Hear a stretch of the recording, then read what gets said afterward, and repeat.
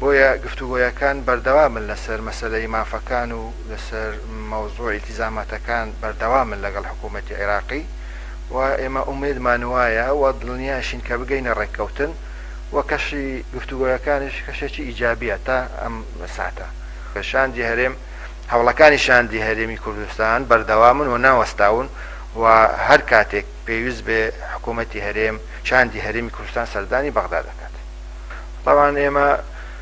ناڵێن تەنها خۆمان پابند کەین بە نەسێکی دیاریکرا و ئێمەڵێن ئەم هەر نەسێک دوو مەرجی سەرەکی تێدا، یەکەمیان ئەبێ دەستوری بێ، دووەمیان قابلی جێبەجێکردن بێ و ئێمەش حکوومەت پابند بووینە بە جێبەجێکردنی هەموو ئیلتیزاماتی کە لە سەرشانی هەرێمی کوردستان هەیە وەکو قوارەیەکی فێدرالی بەپێی دەستور. بۆیە ئەمە مەسەلەیەکە مەبدەئیە، یعنی ئێمە ناچین شتێکی غێر قابل بێ بۆ جێبەجێکردن فەرزی کەین لەسەر بەغدا، بەڵکو ئێمە بەواقعیانە